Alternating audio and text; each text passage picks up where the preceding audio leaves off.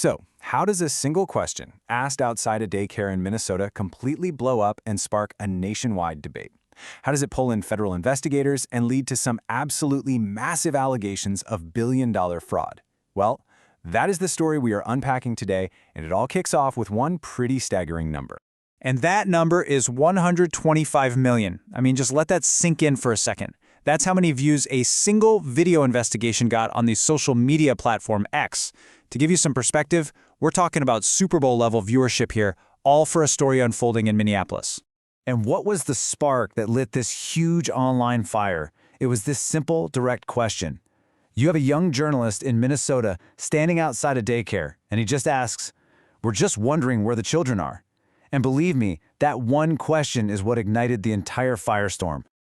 Right, so at the absolute center of this viral tidal wave is a 23-year-old independent journalist named Nick Shirley.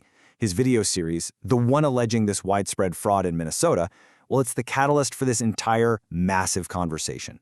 Shirley's style is what a lot of the sources are calling street journalism. And his method is, well, it's very direct. He goes right to these facilities, pulls up public data from the state of Minnesota's own website, and starts questioning the staff right on camera.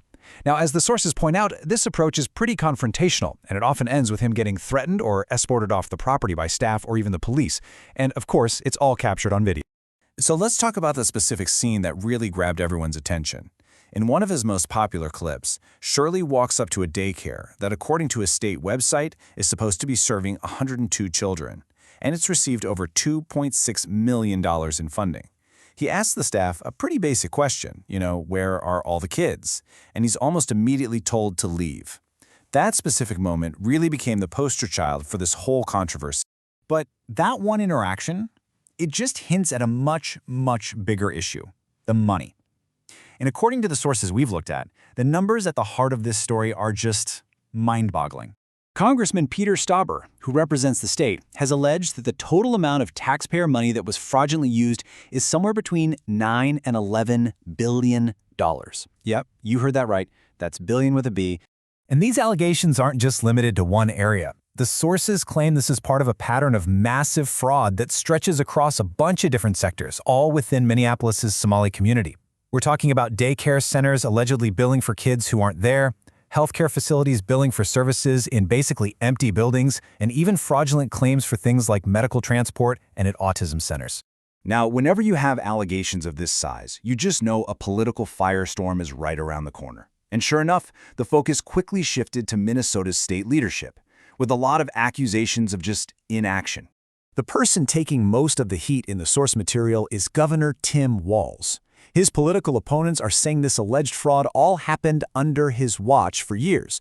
They're also claiming that when whistleblowers from the Department of Human Services tried to speak up, they were actually threatened and monitored by his administration. As you can imagine, these accusations have led Minnesota's GOP chairman to demand the governor's resignation. And this contrast in who responded and how is a really key theme in the source material. The sources paint a picture of the state administration as being totally inactive, while they frame the federal investigators as, and this is a quote from one congressman, coming to Minnesota to save us. They really emphasize the irony of local police showing up to remove Shirley from these properties, but not to investigate the actual fraud allegations. And now it's federal agencies like the FBI and ICE that are on the case. Okay, so beyond the fraud allegations and the political drama, there's another huge piece to this puzzle. And that's the battle over how the story itself is being told. The media's role has become a major focus of the conflict. A major criticism that you see in the source is captured perfectly in this quote from Congressman Petronis. The argument is that legacy media organizations just flat out ignored or downplay the story, which is what allowed an independent journalist to blow the whole thing wide open. So what you end up with are two completely conflicting narratives, as they're described in the source material.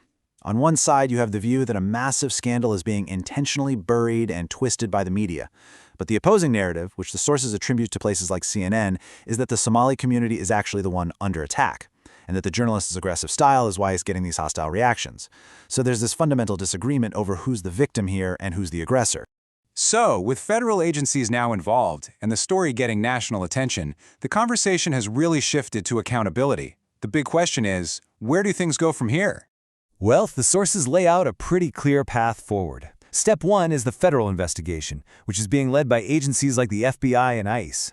That allows them to use federal powers like subpoenas and search warrants to gather evidence. And according to the congressman cited in the sources, the expectation is that this will all lead to indictments and, eventually, a process to hold people accountable and try to get that taxpayer money back. And that brings us right back to where we started, with a question. As this whole complex situation keeps unfolding, it really forces us to ask, in this day and age where one person with a camera can get an audience the size of the Super Bowl, what does a story like this really tell us about the power of independent media, and about who's ultimately responsible for finding the answers when the public is demanding accountability?